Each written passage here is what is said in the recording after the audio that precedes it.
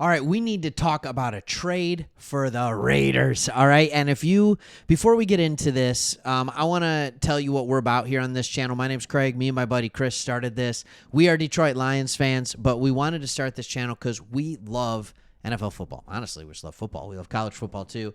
But we love talking about teams that the national media doesn't talk enough about, and we love talking about the stories that the national media doesn't talk about.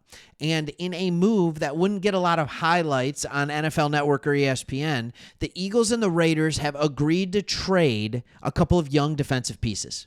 So you have sent out cornerback Jacorian Bennett, and you have brought back in defensive lineman Thomas Booker the fourth. Now, I'm going to ask you first, and then I'm going to explain kind of what my thoughts are on this trade and why I like it. All right, but I'm going to go here and I'm going to talk about this. When you look at this trade, are you happy about it? Just give me a thing. Is this enough? Do you feel like this is enough? We understand why you made it.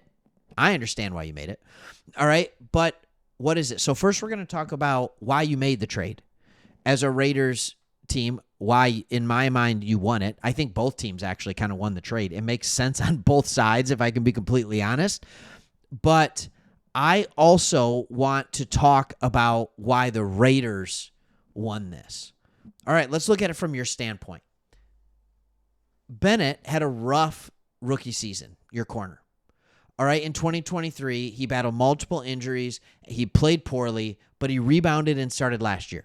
By the way, he didn't play that great last year. He rated like 133 out of all corners last year. But he still couldn't stay healthy. All right? He only played 10 games, tore his labrum, and that was it for him. So when you look at this, you're like, okay, like, come on, give me something. Give me something here. And he was ready to go by the time OTAs came around. That's great. He was ready to go.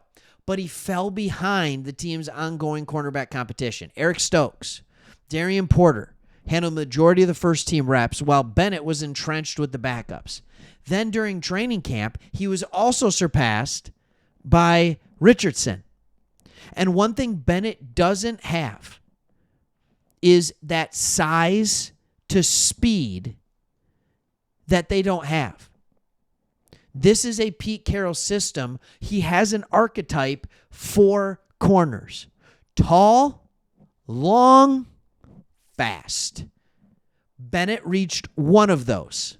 Fast. And he was fast. I mean, when you're talking about speed, this is his RAS. He is a 4.3 40 guy.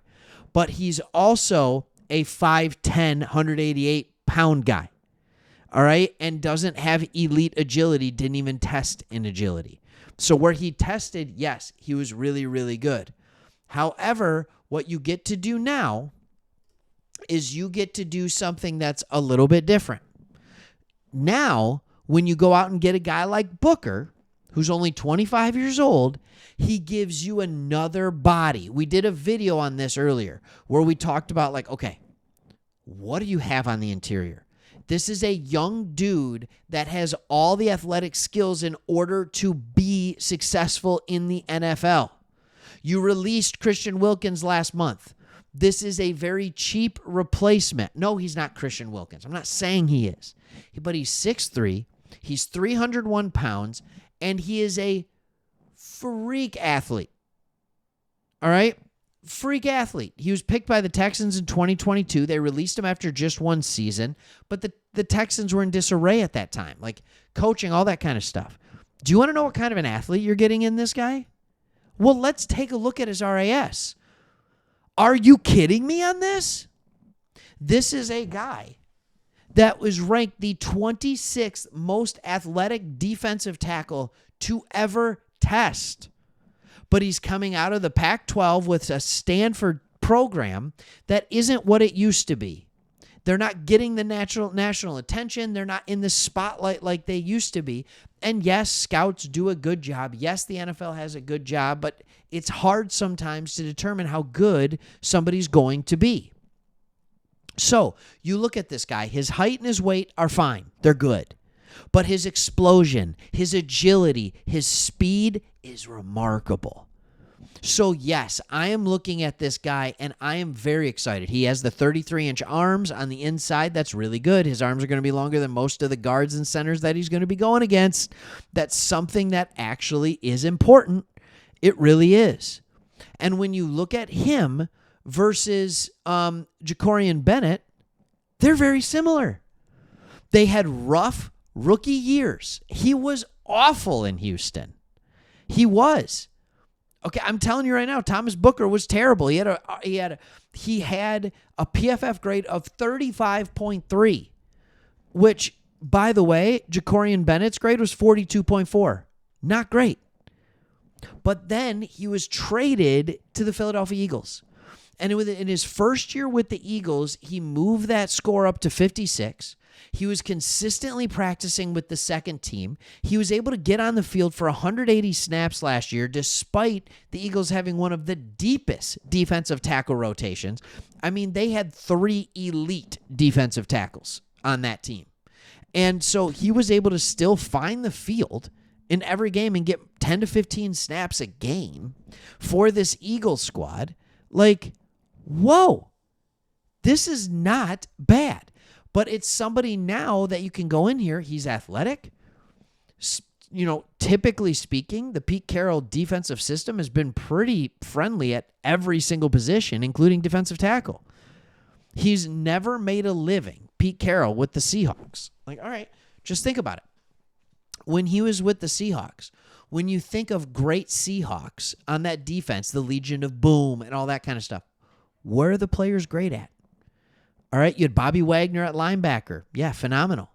You had guys at safety and at corner that were elite and excelled, right? On multiple different ones. Even guys like Cliff Averill at defensive end and different defensive end. Name one great defensive tackle during that time for the Seattle Seahawks. No, the defense just needed their tackles to be good enough. And so I think this is a phenomenal move for the Raiders. For the Eagles, they get themselves a backup corner.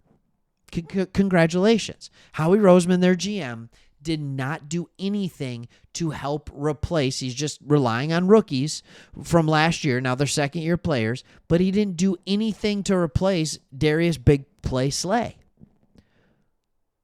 The Raiders are saying, we're not going to make that mistake. So now they get a backup. Good for them. But the Raiders get a guy that's going to come in here and probably immediately be second team, but I wouldn't be surprised if he's starting games for you by the end of the year. This is an exciting trade. Just a very exciting trade. All right. Hey, thank you so much for watching. Really hope you like this channel. If you do, hit that subscribe button for more Raiders content, and we'll see you on the next one.